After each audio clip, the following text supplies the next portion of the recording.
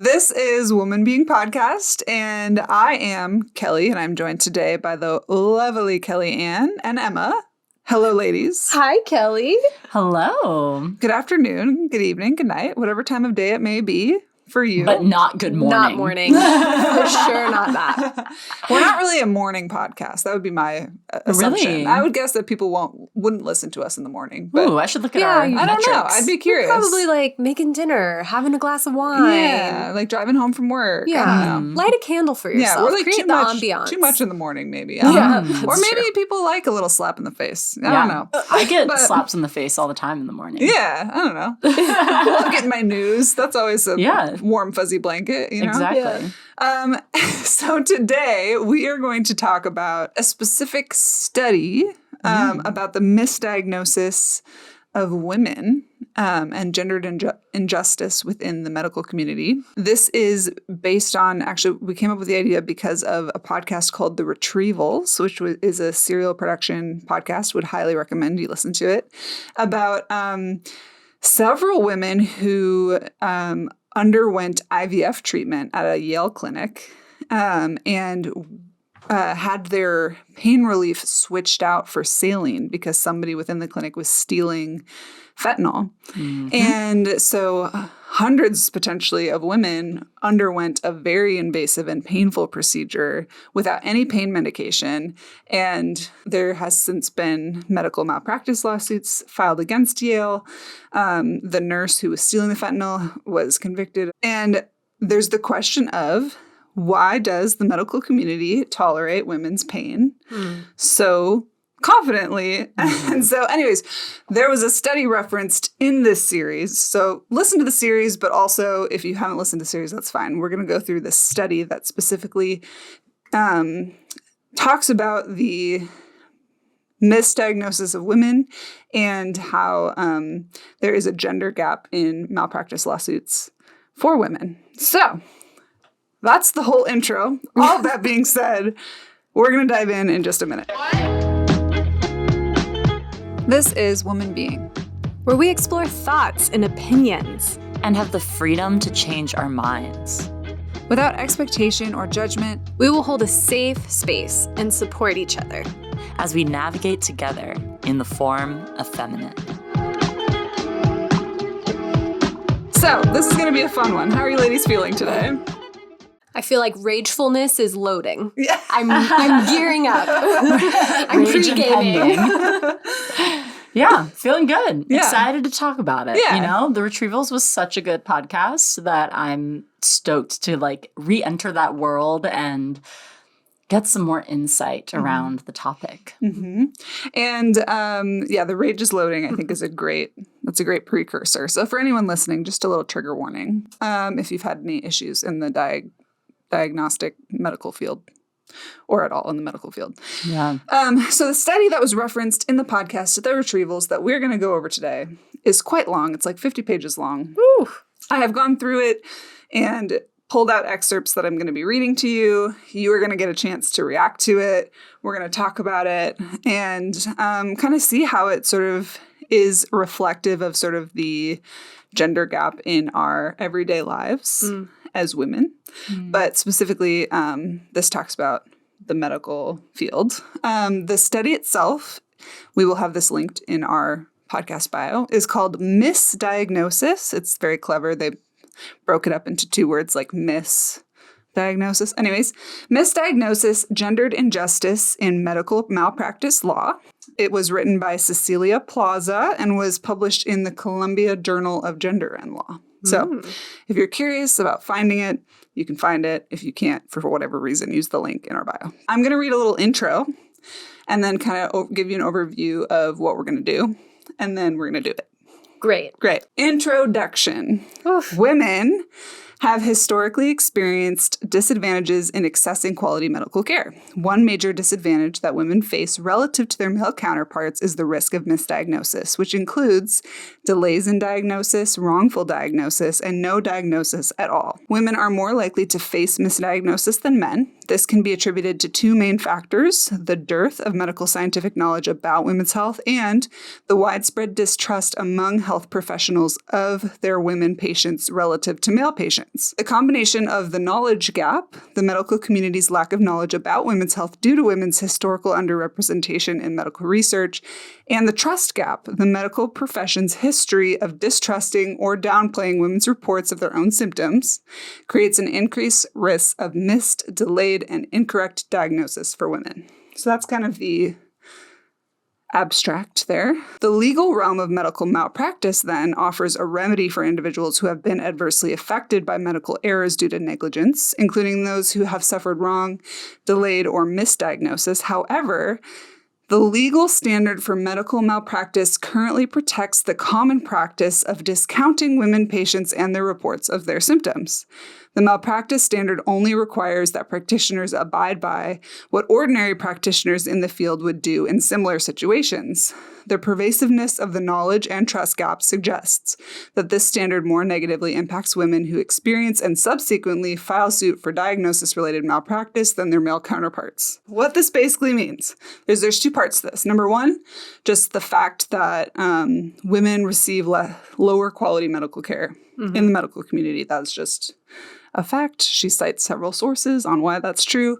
And number two, the one way that patients kind of have power in terms of getting better care, which are these medical malpractice lawsuits, is also biased against women. And so we're going to go into some things here. The study that we're going to dive into analyzes the interaction of the knowledge and trust gaps with the legal standards for medical malpractice and the resulting impact on women's diagnosis related to medical malpractice lawsuits. So there's 4 parts to the study. Part 1 is mainly where we're going to live, which is going to give us a brief, well, it's not, maybe not too brief, but it's going to give us a history of the knowledge and trust gaps and their impact on patient care. This is where you'll get enraged. Part 2 is sort of an overview of the medical malpractice law and the gaps in law which perpetuate gender bias. And then part 3 and part 4, we're not really going to touch, but part 3 is like a bunch of data and how they gathered the data and how they organized the data in different ways. And then part 4 is like a summary. But all that being said, that's the intro. Before we dive in, what are you thinking? And what is your personal experience in the medical space? Does any of this resonate with you? I really like the verbiage, the trust gap. Like, that immediately rings home with me. And I'm like, oh, I know 100% what you're talking about. So I appreciate that this research names that specifically. For me, yeah, I've had a really interesting relationship with the medical system. I mean, from going to an OBGYN for extreme period pain when I was 18 and being given birth control as the solution that I chose not to take because I was like, I don't need this and it's not fixing my problem, to having like some really chronic health issues the last few years, bouncing around from doctor to doctor, not getting a diagnosis or being misdiagnosed, and finally having to land with this obscure doctor that was like a out-of-network, natural, holistic health doctor. And she actually helped me a lot. And so for me, like, I feel like I've experienced a lot of the gaps of the medical system with misdiagnosis, mistreatment in the sense that I'm going to prescribe you some solutions to manage your symptoms, but I can't fix your problem and I don't even know what's causing your problem, to having to go outside of the traditional medical system. So I feel like I've kind of run the gamut and a little bit. And so now I'm like, I'm ready like to get so mad because I've experienced a lot of these things that I feel like we're going to talk about. Yeah. Well, and one thing that may be encouraging is just knowing that your experience is definitely by no means isolated and it's not you. Yeah. Yeah. And that is validating. Yeah. Like, I know like my issues, my problems that I was dealing with aren't just so completely like out there that it's just like the system's like, we can't help you. It's like, no, the system is not programmed to address these kinds of issues. And many other people are experiencing them. Yeah. Yeah. Yeah. For me, I would say I have less experience with like doctors and being in medical establishments. I'm partly because I have mostly avoided them. But there was a period of time where I was going to a lot of different doctors because of autoimmune issues that I was having. And during that time, there was a lot of, like, before I got to the point of finally going to a doctor, there was a lot of self-medicating that I went through in trying to essentially avoid at all costs, like, having to go to the doctors. I think that there's part of me that just feels as though there's not much that they can do for me. And that it's going to be a waste of time. And so I did a lot of just like popping pain relievers and stuff. Not like, that makes it sound like a lot, but I was like taking pain relievers because I had full body joint pain. So, but then it got to the point where I couldn't like just tolerate it anymore. But there was a lot of like dealing with that pain and just kind of having to like keep doing life and not going to the doctors because the doctors didn't seem like a viable place for me to go for it. And it was like a last resort kind of option to me. Yeah. And then I wound up getting passed around between multiple doctors and like having to like do all sorts of different tests. And that was exhausting for sure. But I have had mostly kind doctors and nurses that I've interacted with, I'd say. Except I had one horrible dentist that I will never go to again. But besides that, mostly okay. Yeah. Yeah. I mean, if you don't mind my asking, like, do you feel that kind of your lack of confidence in a doctor's ability to even help you might have something to do with that sort of delayed diagnosis? Or like maybe did you ever feel like your pain was not taken seriously or anything like that? I think that I struggled to take my pain seriously myself. So in my mind, it was like, oh, everything's probably fine. I'm just like sore or I'm just like tired. But actually I was having like an autoimmune reaction. And like, I don't remember the doctors ever telling me they didn't think that I was in pain or not believing me, but there was just a lot of mystery around what was happening. Like, it was like, oh, maybe you have arthritis, maybe you have diabetes, maybe you have Lyme disease, maybe like there were so many things getting kind of tossed around.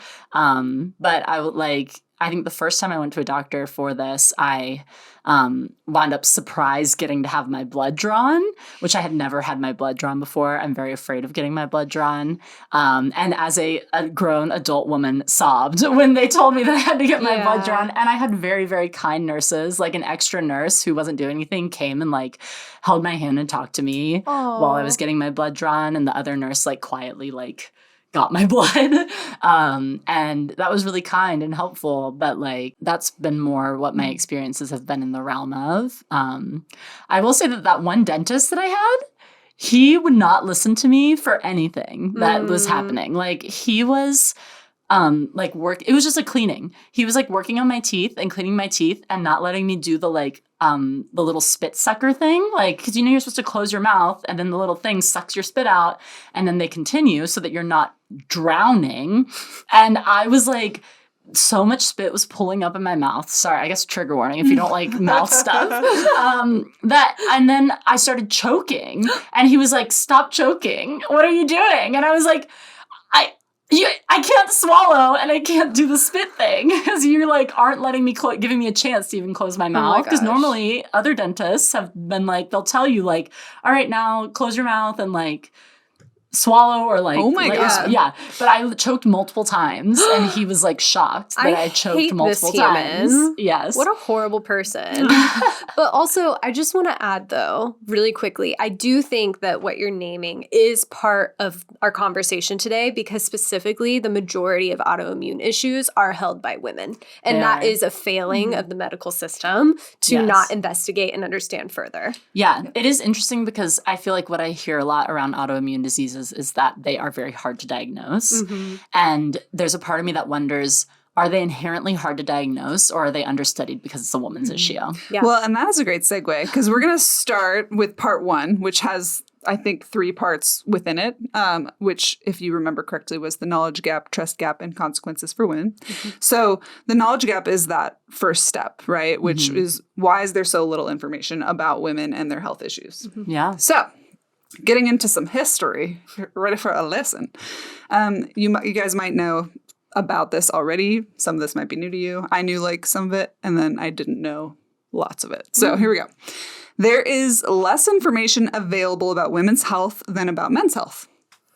Sure. In other words, there is a knowledge gap between the medical profession's understanding of men's health and women's health. This is a natural consequence of women's historical underrepresentation in biomedical studies and the relative neglect of diseases that predominantly affect women in medical research, both of which continue to this day despite patient advocacy efforts. The resulting knowledge gap affects the quality of medical care that women patients receive. Easy enough. The male body as the default for medical science goes back to the ancient Greeks. Aristotle believed women's bodies were simply mutilated male bodies. Ovaries were referred to as female testicles and were not named as a separate organ until the 17th century. Even in the 21st century, the male body is still often depicted as the default human body. Medical textbooks often use illustrations of the male body to refer to neutral body parts about 3 times as frequently. This is not a harmless error. There are actually sex-based differences in human tissues, organs, and the course and impact of diseases. Yet, women have been and continue to be underrepresented in medical research. Thus, for centuries, medical professionals have been treating women patients according to a male model that often does not fit women's bodies. This is probably in the realm of what you knew, but it does have historical reasoning behind it. Yeah. I'm so curious to know what the specific differences are, like about muscle tissue between like a man and a woman. Yeah. And like, I'm also very curious to go home and flip through my roommate's medical textbooks because she's becoming a CNA. Yeah. Well, and the question being like, count. The question being like, do we even know? Yeah. Yeah. You know? Do we know the differences? Yeah. Like maybe we at this point we know there's a difference, and that's like groundbreaking. Yeah. I don't know. Okay, but so going back into it, the National Institute of Health, or the NIH, you'll hear me refer to this a lot, is the largest public funder of biomedical research. And they took note of this issue in 1985 when it used new reports on gender representation in medical research. But not much tangible change occurred until after 1990. Oh. When they finally mandated the inclusion of women as research subjects. So like 1990 is when. So like 5 minutes ago. Yeah. Okay, cool.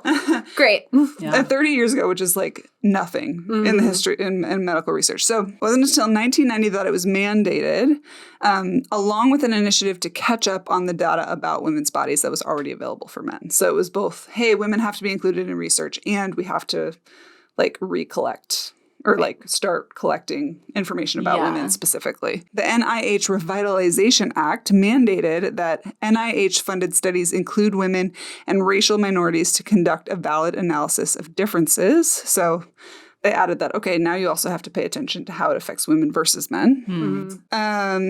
It also mandated increased efforts to research conditions that disproportionately affect women, such as breast and ovarian cancers and osteoporosis. Well, this was a sign of much needed improvement. These measures were not as progressive as they seemed. The mandate on women's inclusion only applied to later phases of research and studies enrolling human participants. So studies at the cellular level or the animal research phase could still be all male. An imbalance not addressed by the NIH until 2014. Oh, so like 2 minutes ago. Got it. 30 seconds ago. Yeah. These measures also failed to have the desired impact. Women continue to be underrepresented in medical research, and even if adequately represented, the majority of studies that include women don't conduct or publish gender difference analyses. Research on diseases disproportionately affecting women also remain underfunded compared to diseases that predominantly affect men. So that would be like ovarian cancer versus testicular. Yes. Yep. That's so interesting too, like, because what immediately comes to mind is like breast cancer, right? We all know someone who's had breast cancer, and like, what is it? 90% of it is women. And like, I remember having this thought when I was like a couple years ago. I was like, so many organizations I know donate to breast cancer research. We've been donating to breast cancer research for a long ass time. And we still don't have answers. We haven't figured this out. And like that in my mind compared to the fact that you said like the funding for women's research is so much lower than the rest of the funding that's gone elsewhere makes me think like this research that people have been donating to and like researching for years of breast cancer is still so small in comparison to the male counterpart. Which, when you think about it, who's actually spending money on their healthcare? Exactly. Right? Like, women are more willing to pay to live a healthy lifestyle. Yeah, women are way more likely to go to the doctors. So you can't say that it's like a economical reason that you would fund male research. It's just whoever is funding the research has specific interests. Right. Perhaps. Yeah. Well, it's just like, I think on the podcast we've talked about this, but it's just like how the pill for Viagra also could help relieve period cramps. Yes. But it's never been marketed for that. And I don't know if it has even ever been approved for that. But it was, I believe, originally meant for period cramps. And then it was discovered that it could help men get hard, probably because they were testing this period cramp pill on men. And I mean, I don't know. That's anecdotal. Don't like take me as like a factual source here. But thinking about something like that, like it is not actually necessarily a good economic decision that they're making. It's an emotional decision because it's based in patriarchy. Because women mostly have a period every single month, but men may not need to use Viagra that as frequently, you know? That is not a reliable, frequent thing that they're going to need, but and it's only through usually a certain phase of their life that they need it. Yeah. Yes, but women have a way bigger chunk in which they are menstruating, and women would pay for something that would be better at regulating their cramps and relieving pain. For sure. Like, that is just, that is something that would be a moneymaker. And the decision is not about money. Yeah. Yeah. Also, what you said about making emotion-driven decisions, to me, like the fact that it's not even, the fact that some governmental body or organizational body had to be like, hey, you need to include people of all types in your research. And until 2014, it was both like majority male animals being tested on. Like it's not like now necessarily, I don't really condone animal testing. But anyway, like the idea that it's like the majority like male like being tested on, it's like, I'm so sorry. That is not a data-driven decision at all. Just like you said, it's an emotional decision that like no one's thinking about really. I mean, I think it's a convenience decision because women have hormonal cycles and female animals have hormonal cycles. Right. But there's like more variables? That make more factors. That create more variables, which, oh my gosh, it's almost like the more variables you have, the more considerations you have to make. Right.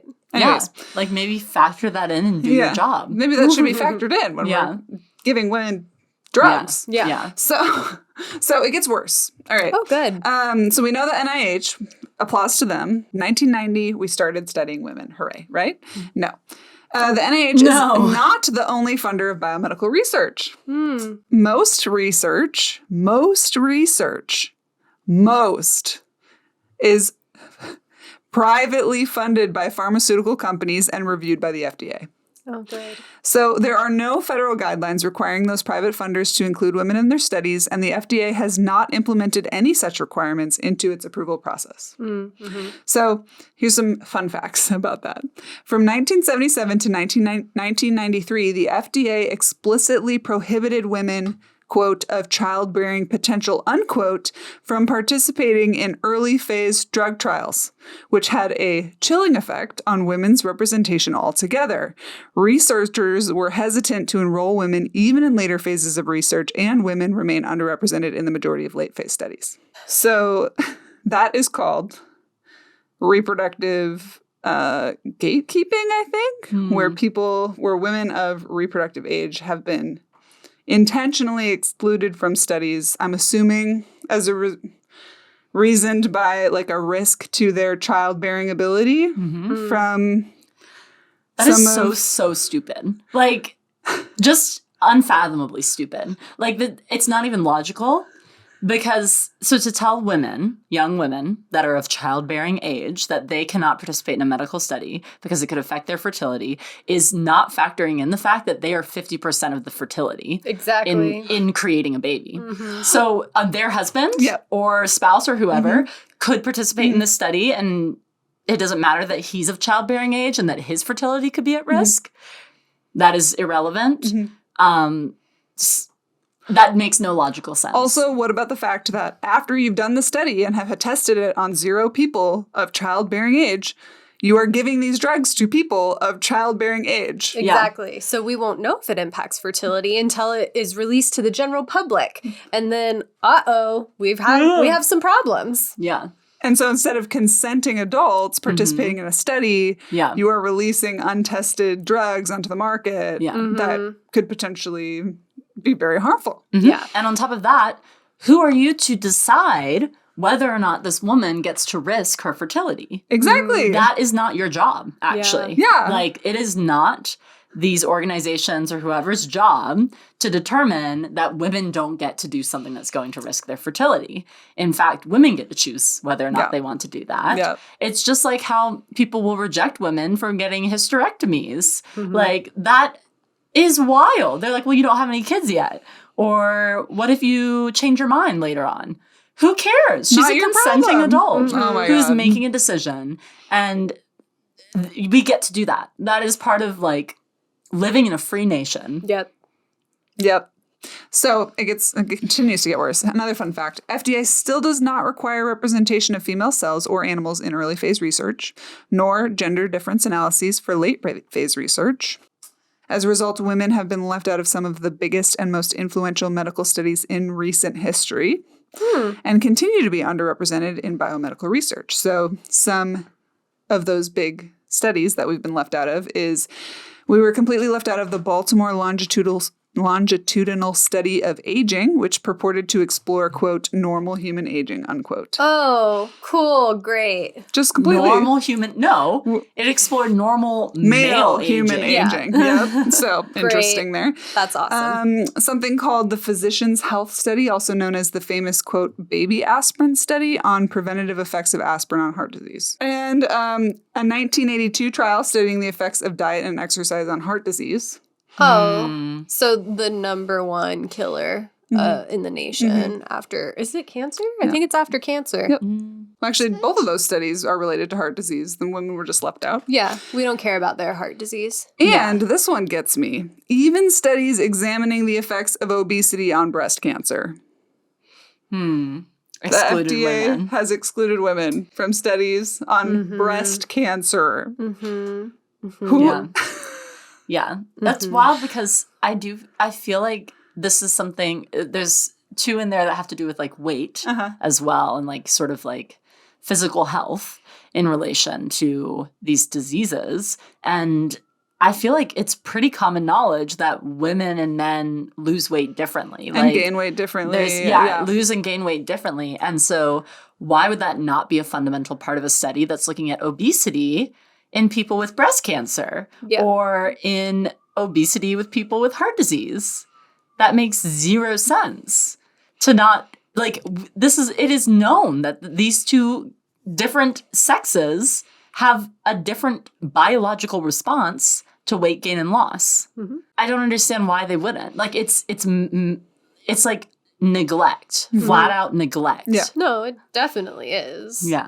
I'm going to say something controversial, but I'm like, I don't know how you can trust the FDA knowing they actively Just don't exclude women in studies. They actively, that's what I mean. They actively exclude women from studies. And I'm like, how can I trust anything? And again, we're talking most of the medical research in the U.S. is conducted by private pharmaceutical companies, which is regulated by the FDA.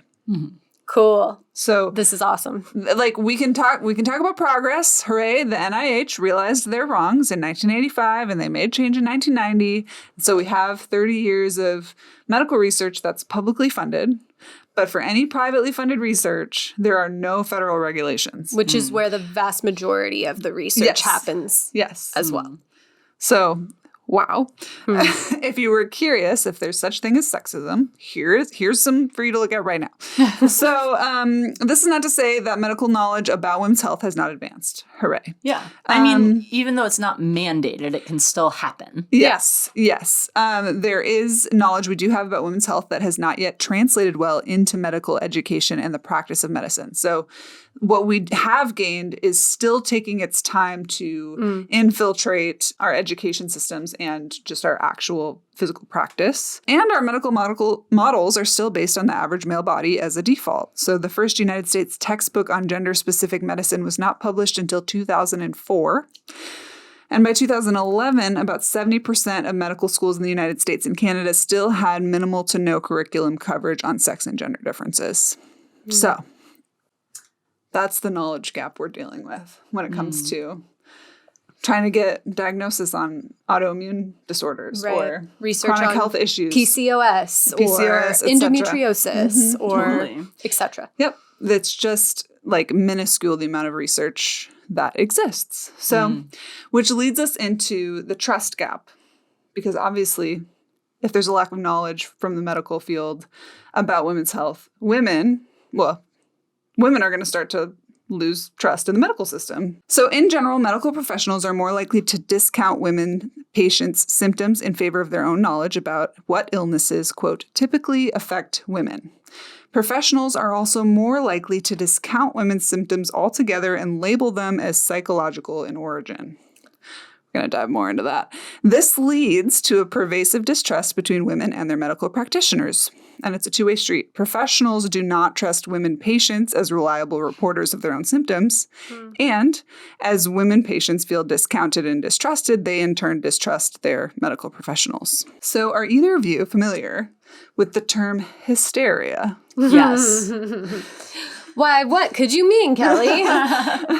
The history of distrust begins with hysteria in the 5th century, when the term was first used to refer to illnesses in women caused by the womb, which at the time was nearly every illness that could afflict a woman, based on medical science at the time. All came out of that little womb. Yeah. It was just reproductive in nature. The devil's playground. In the 18th century, this definition changed such that hysteria became a catch-all category for women's illnesses, particularly those thought to be psychiatric in origin. This idea of a connection between women, their reproductive organs, and psychiatric illnesses stuck around through the 19th century and was solidified in the 20th century with the Freudian school of thought. Thanks for nothing, Freud. The significance of the history of hysteria for modern women is that the idea that women's illnesses and symptoms are tied to women's reproductive systems, which is something called the bikini medicine approach. And why? You know what?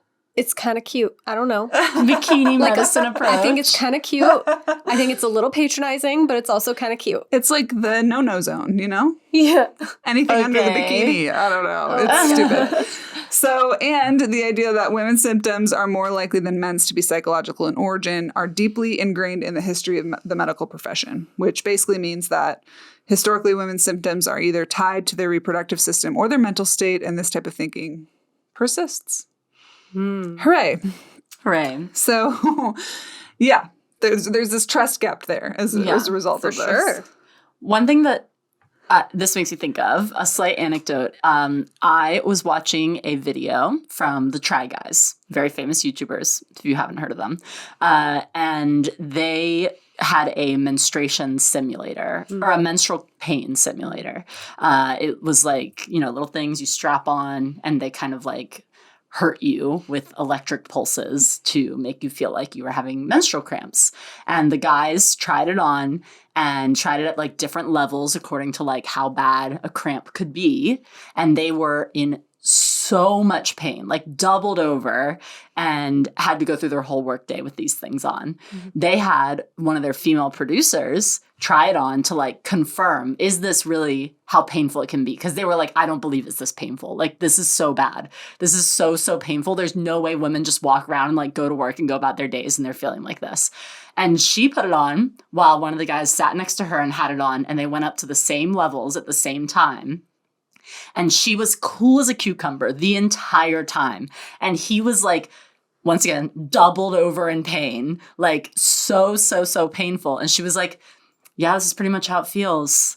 And like, it was funny to watch them realize how painful it was. And obviously every woman's experience is different according to how painful her period is. But women are expected to go about their days sometimes in immense pain while menstruating. And I think that if women are able to tolerate that and go through that, really doctors should be worried about them not expressing how much in pain they actually Seriously. are. Yeah. Not thinking that they are lying about being in pain, but that they might be lying about how bad the pain actually is. And like when a woman actually expresses that she's in pain, being like, oh shit, she must really be in pain. Exactly. Then, because women in general have a higher pain tolerance. Yes. So to not believe women in that respect, it's just like baffling to me when women consistently go through some of the most painful things in life, whether it's through regularly menstruating every single month and going through the pain of that, and then on the other end of the spectrum, giving birth. Like, women are able to endure so much pain. We should be worried that women are experiencing more pain, not that they're not experiencing it at all. Like, the hysteria argument is so flawed in that respect to me. We should be worried that men are overemphasizing their pain because they can't handle a freaking period cramp. You know, like I just don't understand. I mean, I do understand because obviously we're in a male-dominant society that prioritizes men and their needs and their wants and not women's. But it is just so illogical. Well, if you think about like going back to the Greeks, if we truly believed that women's bodies were just mutilated male bodies, then of course they're just not functioning the same, right? Of course you're going to have like painful experiences because you're just an impure version of a man. Yeah. Which is really gross. It is. But like those historical realities are significant. Yeah, like they are. we don't think like logically that way, but they still persist in like our implicit culture. Yeah. Yeah, when you think about the ways that our, like even in the United States, our government was so structured around this like ideification of Greece. Specifically, like when it comes to the tenets of democracy, even just like the way that we build buildings that have to do with government and law, like those were all reflective of Greek culture because of this like ideification of the philosophies and the like political ruminations of Greek people that we've like idealized as like these geniuses, which I'm sure that they were very smart, but like it's been a long time since then. Like maybe we need to update, and like it's naive to not think that other cultural norms and other like ways that patriarchy was infused in Greek culture as well, ancient Greek culture specifically, and that's going to impact us as well when we're structuring our society around it. When we're telling women of childbearing age, no, you can't participate in this study because it's too dangerous to the unborn child that is potentially maybe going to happen. Exactly. But who cares about the little sperm swimming around in We're any not worried other about your guy? testes. They They're don't not worried count, about guys. that. Even though I'm pretty sure that it's about a 50-50 split between men and women in terms of fertility issues. Like that it is just as many often, men have infertility issues as women. So why would we not be trying to protect Maybe it's because of all the studies they're fertility as well? Yeah. Yeah, maybe if they did less studies, they'd be more fertile. So it's so silly because again, I feel like a broken record. It doesn't make sense logically. Well, and it actually has dire consequences, which is sort of our third section of part one. Yes. Which is how does this actually work out practically for women in experiencing the medical field? We've talked about this, discounting pain. Women experience longer delays in the emergency room before being treated for acute abdominal pain. Women with endometriosis experience on average a 10-year delay between the onset of symptoms and receiving a diagnosis. 10 years. Because a surgical procedure is required to diagnose endometriosis, a physician must first be convinced that their patient's pain is more than just, quote, bad cramps. to send such a patient for diagnostic surgery. Moreover, about 61% of women who eventually get an endometriosis diagnosis are initially told by their healthcare providers that there's nothing wrong with them. Yep. So that means if you're going to make that 10-year journey, 61% of you started with hearing that you're fine. You're imagining things. Yeah. Okay, another example. In the early stage ovarian cancer, oh my gosh, this one really gets me. It's often completely missed until later stages when the survival rate has dropped significantly. Like, we're talking like you might have a 30% chance, or sorry, a 90% chance of survival in early stage. And by the end, like you have like a 30% chance when you typically get diagnosed in our current medical system. It was until recently, 2007 specifically, widely believed that ovarian cancer has no symptoms until its later stages. The truth, however, is that there are symptoms: bloating, pelvic or abdominal pain, difficulty eating, feeling full quickly, urinary frequency or infrequency. Women with early stage ovarian cancer often have these symptoms prior to diagnosis, but are frequently misdiagnosed with IBS, UTIs, or simply told that their symptoms are normal for menopausal women. So most early stage ovarian cancer gets missed. And to add insult to injury, women who report chronic pain conditions, Kelly, are so much more likely to be told the pain is all in their heads. So this discounting of pain is going to slow the process of diagnosis, which put women at risk for not receiving disability benefits that they deserve, perhaps if they have chronic pain issues. They might not get treatment early enough for them to have curable, or valid treatments for a good cure. They have increased risk of not going into remission. They might have permanent damage caused by not having something addressed that could have been addressed early on, etc. The list goes on with the danger of that. Or it's going to just increase the rate of just blatant misdiagnosis, which, especially if the illness in question shares any symptoms with any aspect of the reproductive system, whether it be menstruation, pregnancy, motherhood, or menopause. Which I don't know if you guys are familiar with the symptoms of pregnancy, but they are vast. Oh, yeah. There's so many. So many. Or the symptoms of menopause. They are vast. Yes. And also vast. So these...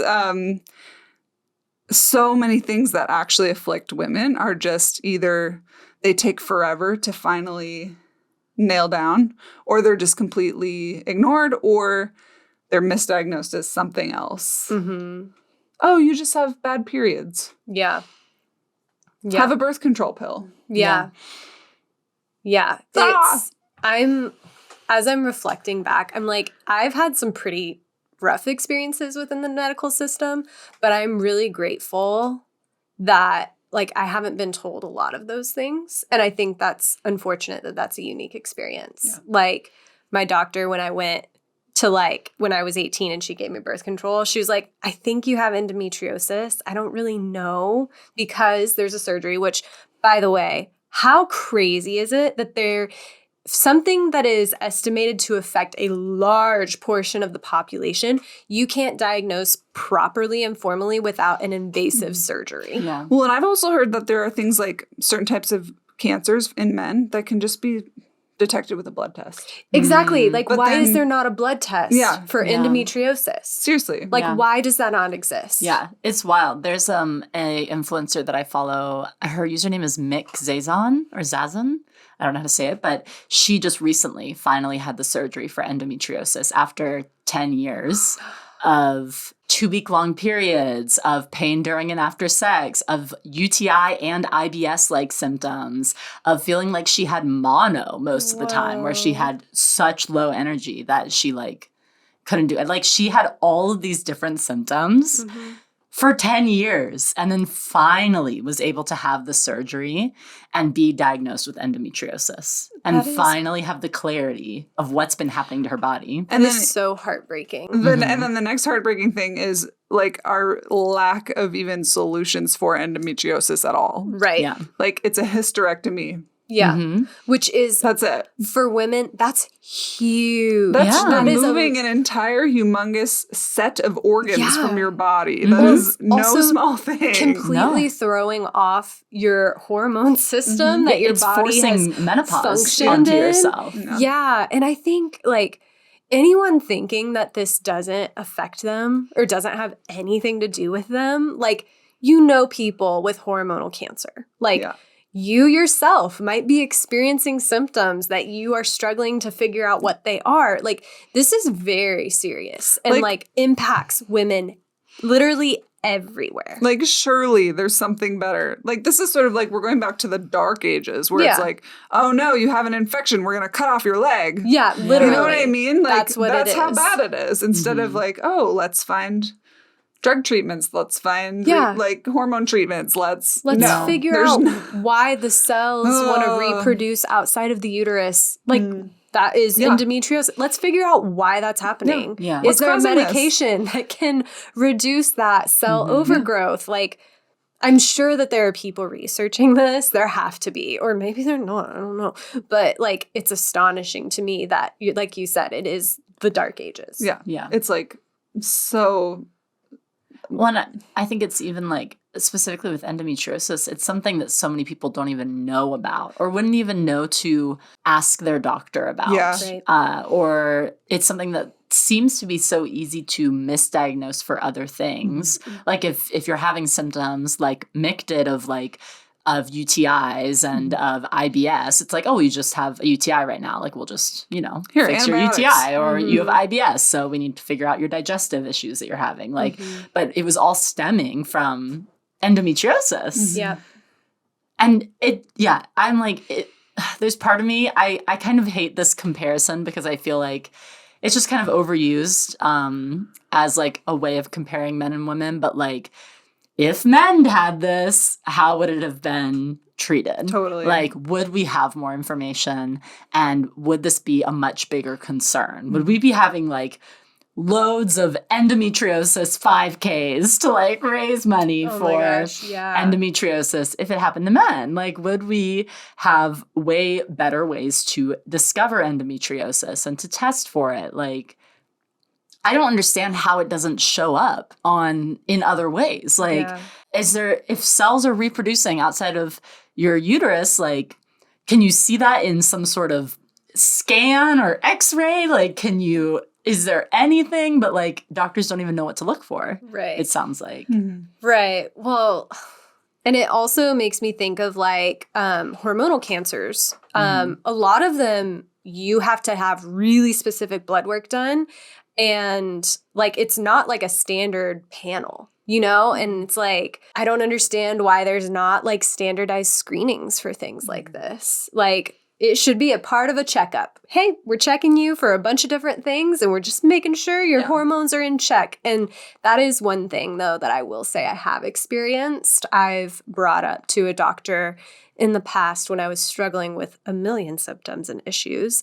And I was like, I don't know, I think I might just have a hormone imbalance or something's going on because like all these things and it's crazy. And they're like, you're young and healthy. You don't. And first of all, I'm coming to you saying I'm not healthy. Yeah. Something is wrong. And they're like, you're young, you're healthy. You probably don't have a hormone imbalance. I'm like, fact check. The vast majority of people have hormone imbalances because we live in a stress-induced world. Like, well, didn't you have someone, like a doctor or a nurse practitioner, tell you one time, like, maybe this is just the way your body is?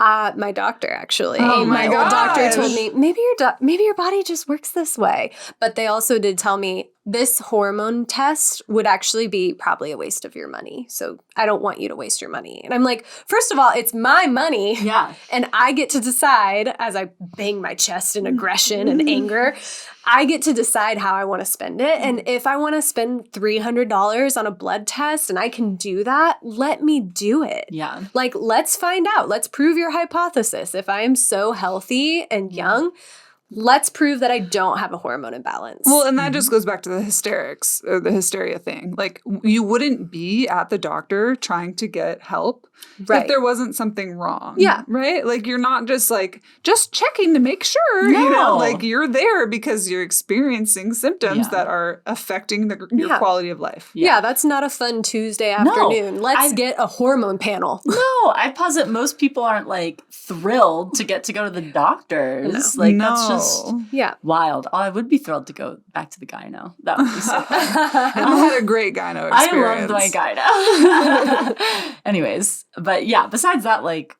you don't want to. It's just that's not something people like to do. No, is that's go to the not a good doctors. time. No. Yeah. No. Yeah. And then lastly, before we move on to part 2, there's a section of the study that acknowledges intersectionality as a factor on this. So it's important to note that gender interacts with other factors like race, socioeconomic status, age, weight, etc. So obviously being a wealthy white woman is going to be your best advantage in terms of being able to access medical care that does get what you need and doesn't discount pain, etc.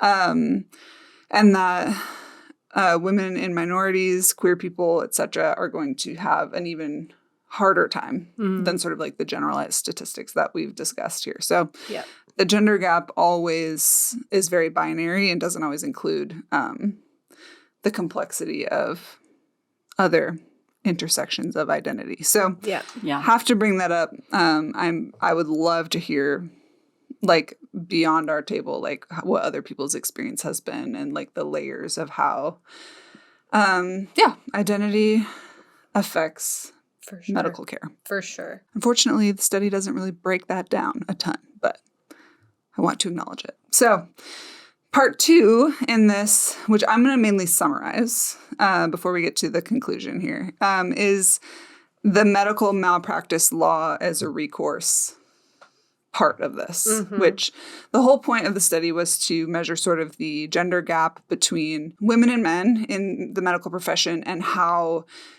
medical malpractice lawsuits as an opportunity to gain, like, hopefully to A, make progress, and B, to gain like some sort of, what's the word, like kickback, I guess, from your bad experience in the medical profession is built into our society. But it's actually not necessarily as helpful as it should be for women. So one thing I want to go into is that there is an issue of how these lawsuits are formatted that prevents women from being able to get as positive or as much money back. So both in receiving even winning the case, and then also in like the amount of money that they receive in the case. But the way that it's structured is for a long time was by the locality rule, which was that if someone was being sued for medical incompetency, essentially, they would bring in another local medical professional to like set the standard for what like a quote normal person would have done in their stead, which became problematic in a lot of ways because medical professionals within a local area would kind of band together and could like... So you just bring on a friend. Yeah, you could bring on a friend, or there was also just sort of camaraderie within the medical community to not like undermine someone else's practice who might be 20 miles away from your own, right? And so there was sort of a solidarity among these people and a lack of incentive for someone to testify against someone else. So that ended up not being a very good way to measure. And so most states have since switched to a national rule that like whatever the national standard would be for how this is treated, you would bring in a medical expert who can kind of set the average peer base level for your case. And it says here, even in states with a national rule, medical malpractice standards are largely protective of physicians. Practitioners need only be, quote, minimally competent, unquote, and a plaintiff's expert must be able to testify that the defendant's actions fell below that minimal standard, not just below an optimal standard of care. And so the point that is brought up in the Retrievals, this podcast we were talking about, and the point that I'm going to say here is the biggest problem we're coming up against in litigating the gender gap in medical care is that what's deemed minimally competent across the board for women includes all of the issues that we've discussed up until now. So it's normal for a doctor to delay or misdiagnose women's conditions and or to fail to provide pain relief or to chalk something up to hysteria. In addition to being generally less educated about women's health as more up-to-date studies about our bodies are released. So the cycle continues. There's a gender gap. There's a system for removing the gender gap, which like feeds back into the gender gap. Yeah.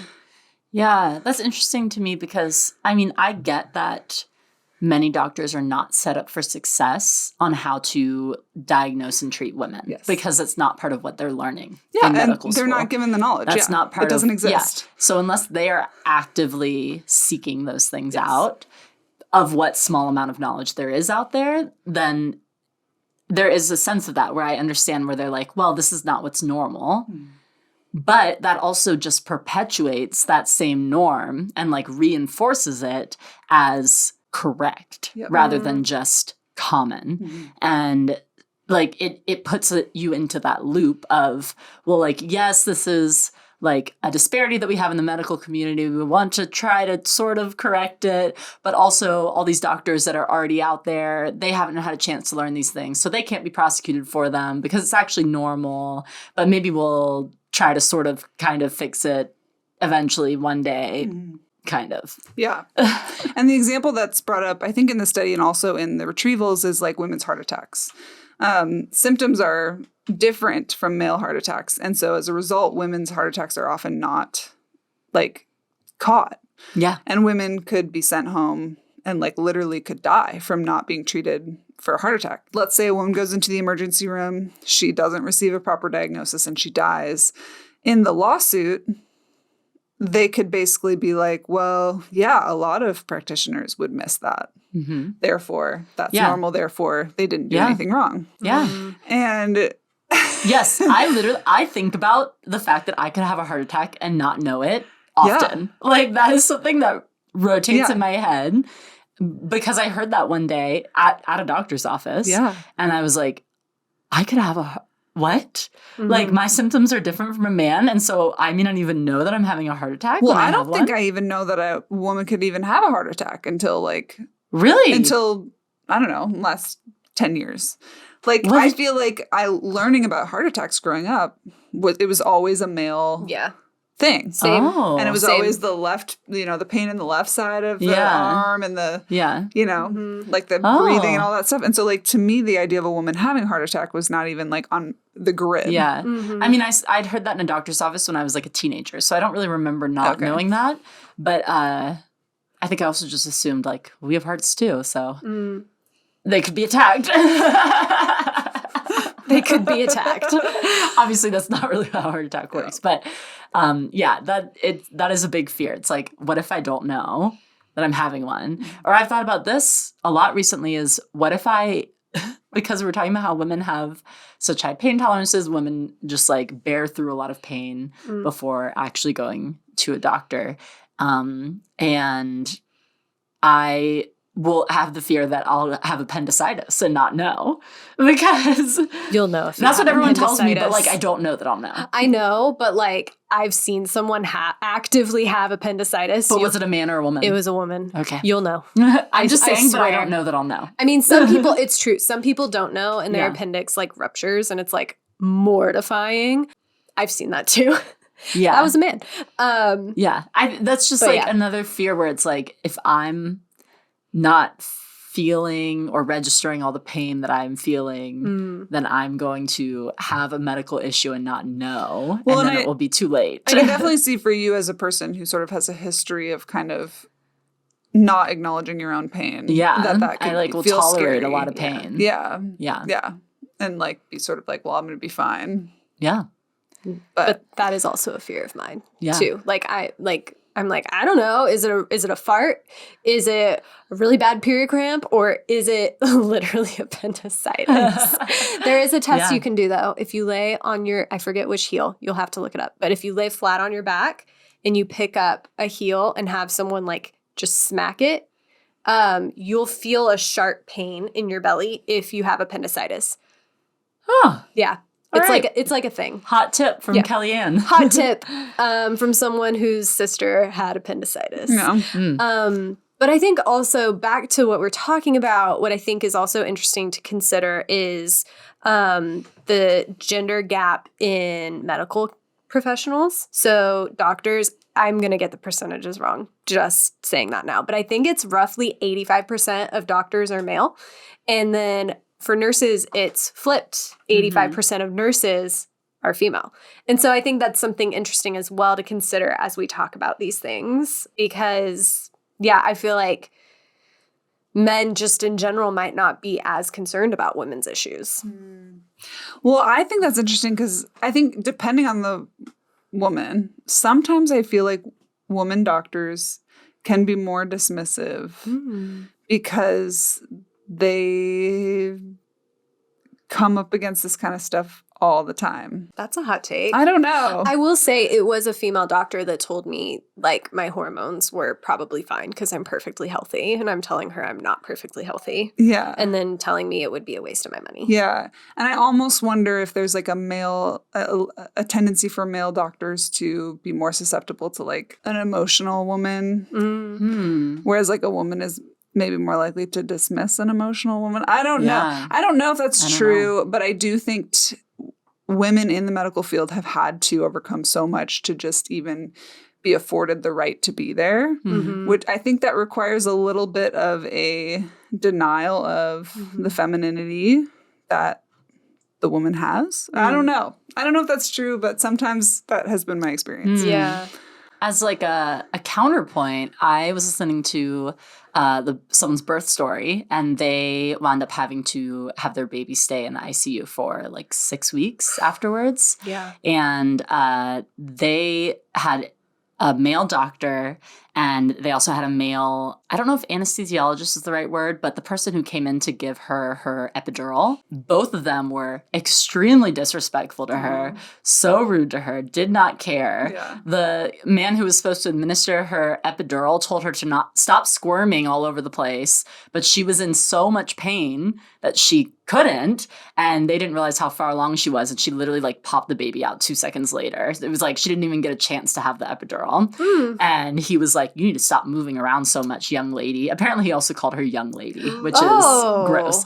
But she said during that time, obviously they spent so much time at the hospital, and she had so many nurses that were so caring, female nurses that were so caring and like so helpful towards them. And she talked about how like I could tell you the name and like all about all the nurses that we worked with, but I couldn't tell you a single thing about the doctor that we had because he was so uninvolved and not concerned with us. I mean, it could also just be like a reality of being a doctor. You know? Like I do think that's part of it. Nurses do a lot of the legwork when it for comes sure. to patient care and all of that. Yeah. For sure. Shout out to the nurses. Like, we love you. We need you. We respect you. Like, I mean, my sister's a nurse now, and she's like, yeah, it's basically a nurse's job to make sure the doctor doesn't, like, royally fuck up. You're the one making sure the dosage is right for the medication, and they have they do so much. And being paid less for that. And it also could be on my part an expectation that if like a woman doctor would like be more open to like a certain type of complaint, whereas like I would expect a male doctor to be more dismissive. So that could be kind of like the fallacy of the great dad versus the mediocre mom. Where a dad does like bare minimum, and you're they're like, wow. Yeah, they're like, wow, you're an amazing father. Yeah. And a mom does the bare minimum, and it's like, you're hurting your children. Yeah. Ooh. Yeah. Yeah. I wonder. So interesting. Yeah. So I just want you guys to know the outcome of the study overall, because why go through all of that without learning what they went through. So part 3, they go into all the data, and there's like 1,000 little tables that you can go in and look at if you're really interested in that. I read through it and skimmed through most of it, but the data's there. But the conclusion is, if all of what we've discussed wasn't enough, the study does conclude that women tend to overall recoup less money when or if they actually get to the point of winning their civil case. So there is a pay gap. Once again, the present study has found significant differences in recovery amounts for cases in which the patient is female versus cases in which the patient is male, even accounting for a host of contextual factors among adult patients experiencing serious or fatal injuries, and particularly among such patients over the age of 60. And the study talks about this a little bit, like that the older a woman is, the worse. I wish I could remember the word. The worse kind of recoup that she's going to get, compensation that she's going to receive, because there's like less potential future that has been damaged. Oh, gross. Oh, because obviously a woman's potential future is based on whether or not she can give birth. Yes. Yeah. So if she's past childbearing years, she's not of as much value. Yeah. Oh, Okay. no. Wow. So- So there's not that same trend with men, though. Yeah. Mm. Yeah. So the study adds to the current body of research by showing that there is a gendered injustice in both the medical and legal fields, and the gender imbalance in each field reinforces the other. The current medical malpractice standard of care protects a disincentive to change the knowledge and trust gaps, and some policy change is likely needed in both the medical and the legal spheres to better protect women patients and plaintiffs in medical malpractice cases. So that is the conclusion. There is a gap from start to finish. And it does seem to be sort of self-reinforcing. And it's also, I think, to me, just shocking to learn how little there is to be known about my body. Mm. And also how much weight women have to now carry to research for themselves what the latest information is about our bodies. Yep. Because we can assume and expect that our doctor doesn't have it. I can't help but think about... Okay. We're talking about how ancient Greek culture affected the way our society was built and sort of some of the foundational values and ideas that we carry as a nation here in the United States of America. There's another really large entity that affected a lot of that I think is also affecting these things that we're talking about. When we talk about the value of women being intrinsically linked with their fertility and their ability to give birth and procreate, whereas men have varied and multifaceted value that is applied to them. Mm-hmm. I think that Christianity's influence on American society is a huge, underlying web with, why so much about women is being discredited here. Mm-hmm. Because there is such a history of women being the sole bearers of children, responsible for children, women's purpose being children, while men's purposes, varied and vast. Exactly. Mm-hmm. Exactly. So that's fascinating to me to think about as well. And obviously we have so much experience with Christianity and the ways that it's impacted us. And I think that Christianity and the medical system coming together is a whole hairy, tangled web. Oh, well, for I sure. mean, Christianity or evangelical vote is one of the largest political entities on the right side of politics, right? And is it the largest or is it the loudest? I feel like I've heard a lot of mixed messaging around I genuinely believe it was actually one of the largest voices in the right side of politics, but I don't know that for sure as a fact. Sure. I've just heard a lot of statistics that evangelicals don't actually make up as big of a block as they say, it feels like. Okay. But I don't know the fact check on that. But either way, we can argue influential and loud. Definitely influential. Who do you think is influencing politics that would cause an organization such as the FDA to prevent women of childbearing age to participate in studies? Exactly. And why would the FDA care about women's fertility, in a test that they opt into being a part of, if it was not also linked to this moral idea that women in childbirth are one and the same, just as women are used for childbirth throughout the Bible and Christianity. And what political entities do you think might come up against any sort of potential suggested legislation about the federal requirements of the FDA and other private pharmaceutical companies to include women in their studies? Just a question. Yeah. I think so much of the reality, obviously, I think the Christian faith is a piece of it. But the activism of the Christian faith in politics in America, I think has deeply wounded and prevented progress in so many of these areas. Yeah. Yeah. Well, and isn't it the church originally that funded a lot of the building of hospitals? Yes. Like back in the day. The American so, Red Cross is a Christian organization. They're Yes. inherently connected, Yes. right? And so, at least from the inception of the hospital system. Yeah. And so, it kind of makes total sense to me that there would be significant crossover. Exactly. Yeah. Yeah. It's hard to like ignore, to me, the idea that there's all of these different things that are influencing it, and bringing it, like all of these things have the common interest of oppression of women, of submission of women. And it is so unjust, and like it is, I would argue, morally corrupt to allow those like not mainstream thoughts, ideals, etc., influence like our access to healthcare and to knowledge. Yeah. And it really ties into like this ideal edification of the heteronormative and monogamous values held by the church and preserving the traditional family unit, which has been a huge force for so many years. Yeah. And still is a huge force. Yeah. Which, it's like you would think that stuff like this would be no-brainer. Yeah. But I thought we had separation of church and state. What about the that? funniest thing ever. Yeah. Oh my gosh. It's really not. It's not. And I think, again, this just makes me think, like, back to the point I made earlier of, like, anyone that thinks this doesn't affect them or doesn't impact them, you're wrong. Like, this bleeds into, like, every area, and it also impacts people you know or you.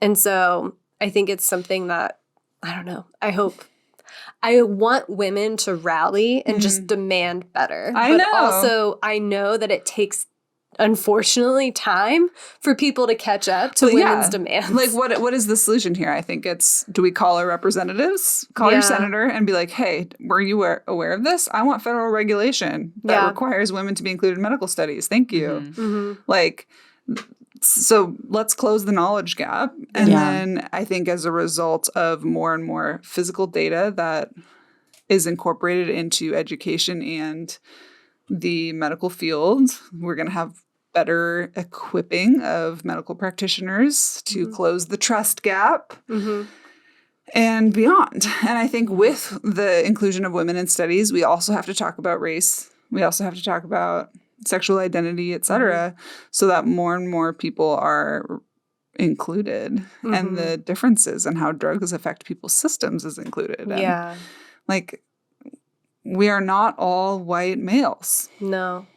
Yeah. Well, I mean, I would say another part of this is divesting like capitalist incentives from the medical field. Yes. Because one example that I've heard recently was there's a medication, I don't remember the name of it, for helping people who have HIV, and which is obviously predominantly homosexual men. And there are many men that have benefited from this medication. They have been able to regulate their HIV and able to, move forward with their lives and live a better quality of life. But this medication had long-term side effects that broke down their joints and caused a lot of different like physical, essentially like, what's the word? Degradation. And to the point, one man that was interviewed about this talked about how he had to retire early from his job because he couldn't physically like carry on. But the company that creates, the pharmaceutical company that produces this drug, had an alternative that they didn't release yet that didn't have those same side effects because their patent hadn't ended on the current one yet. And they would make less money if they released the other one while the patent was still going on the first one. And so what they did instead was they waited until that patent was ending And so then like once the patent ends, people are able to make like off-brand versions of the drug. But right when that patent ended, they started the patent for the new drug that they had in their pocket for years and hadn't given to people, which was a safer version of the drug. And so then all the people that were on the other drug were kind of forced to go onto the new drug that was really expensive and that was under the new patent, or suffer the consequences of the side effects of the other drug, and they get to pay less because you can now get a generic version of it, but you're going to have all of those side effects. And there's so much in medicine that it's infuriating. Yes, there's so much in medicine that really comes down to financial gain. Right. I know earlier we were like joking about how they aren't actually thinking about money making here.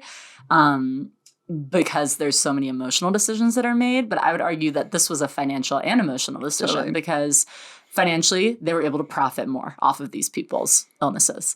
But they also emotionally, I would argue, probably don't care as much about these people suffering from their side effects because they're part of a marginalized group as homosexual men. They are not part of the, general like top tier people within a patriarchy. So sucks to suck, and we're going to make money off of you. Well, and that is one of the problems about just the FDA in general, is that the way that the system is set up incentivizes people who have money to gain. Yeah. Right? And so we have low cost, cheap, accessible, like information and drugs available that have been approved in other countries that we can't get in the US because nobody has any incentive to get it passed and to fund the studies to make sure that the FDA approves it. Yeah. And that is another issue. Yeah. It is a dirty, dark hole. Yeah, the more it is. you learn about things like patents, it's ugly. It is. And really gross. And it also prevents research. Like we mentioned earlier, Viagra can also help with menstrual cramps, but it's not because it's under a certain patent, it may not be researched or available in a different way, or just have the sign off to be prescribed for different things, even though it's something that's available and could help people. It's really tragic. I mean, and to go further, like, I was chatting with a friend who's in medical school right now, and they were talking about how you're learning about the body and you're learning about how the body works, but also there's a level of cognitive dissonance that has to happen because you have to be on some anti-anxiety meds because it is the most stressful thing that could ever happen to you. And then you need caffeine because you're trying to study and cram. And then you also need to take some sleeping pills because you got to get some sleep. But also then it's like this vicious cycle. And they were just saying we're not meant to live the way we live. Like humans are meant to have like literally feet in the dirt around trees. Like that's how we're meant to live. Like our bodies have not evolved to the level of progress that we have reached. And I think personally, it kind of causes a lot of issues. But so like there's that level as well. Like our medical system is not we've created this system that humans maybe don't fully function in. Well, and I mean, how can you expect a health practitioner who has denied like themselves of what is most healthy for themselves by subjecting themselves to an institution that requires such extreme like learning curves with which to get a degree? How can we expect someone like that to have the same or more amount of compassion for a patient who is dealing with chronic health issues? Like, well, and not to mention the privilege that comes with even being able to go to medical school. Totally. Right? And so like there's just layer upon layer upon layer to all of it. It's so complicated. And then in the meantime, we don't know what causes endometriosis. Seriously, which we should just know by now. Yeah. Again, this is one of the largest afflictions that women are facing in our modern day age. Yeah. It's casual. It's fine. The system is broken. And it goes so much deeper than, obviously, we specifically, for the most part of this episode, talked about kind of the misdiagnosis of women and how that affects our ability to get quality healthcare in the U.S. But obviously, there's so many layers to problems within the medical field. Much love to doctors and nurses who are doing their best to navigate this, because it is no easy thing. And even more love to our ladies out there who are just trying to get quality medical care. Yeah. It's a whole big conspiracy, really. Yeah. It's a mess. Yeah. Oh. It is a mess. Yeah. And yeah, I do acknowledge that there are many doctors that are trying to do right by women. Mm-hmm. Like there are doctors that are working hard to make sure that women can get access to abortive care. Yep. There are doctors that are working to make sure that women are able to get hysterectomies or are like just cared for in the medical system. Like those doctors do exist and they are fighting the good fight. Yes. But there's also so much negative experience that Yeah. people have had when it comes to the medical system, and so many walls that women have come up against that it is overwhelming. It is infuriating. And yeah, it feels like, how do we even start? Like, where do we begin? You know? But yeah, call your representative or something. I don't know. I'm like, let's start a march. Let's plan a And protest. endometriosis 5K. Yeah, Oh my seriously. gosh. Oh my gosh. I think that could be successful, That actually. would be There might be that'd one be out huge. there. There I don't probably know. should be. Yeah. But ladies, thank you so much for joining me today. I'm glad that you were willing to sit down and hear the study. Again, I tried to pare it down, but it is 50 pages long, so I did my best. No, I mean, kudos Thank to you for you. reading a 50-plus page study, Kelly. Yeah. Thank you for prepping it. Well, it's actually 49 pages, so Yeah. not 50. 50, It's 50 50-ish. minus. 50 minus. 50-ish. 50 minus page study. But yeah, I was just so fascinated by the retrievals and kind of how women are dismissed within the medical field, and that like led me down this rabbit trail. And anyways, it does affect us, and this is something we've been wanting to talk about for a long time. So Yeah. I do think, like you said earlier, Kel, this is a great example of how sexism has persisted. yes. Whenever people make the argument that We're past that. Yeah, that sexism no longer exists, that we don't need feminism anymore, you can point them directly to this kind of stuff. Like this is a blatant example of sexism. Yeah. Take a look at some hard facts, Yes. some hard data, and you're going to see some really big issues that Exactly. are not just like, like mean. They're like killing Yeah. people. Yeah. Yeah. So, again, thank you for joining me today. Thank you, woman beings, for joining us. I do hope you didn't listen to this in the morning and ruin your whole day. But if you did, I hope that you're fired up to I hope that you fight for change and walk through your day with a nice empowered rage Yes. just bubbling Tell underneath you. everyone about it. Yeah. It's your problem, so it should be everyone's problem until it's Exactly. not your problem. So the people can find us on Apple Podcasts, Spotify, wherever you get your podcasts. We're also on YouTube. And please follow us on social media and subscribe. We are at Woman Being Podcast on Instagram and TikTok.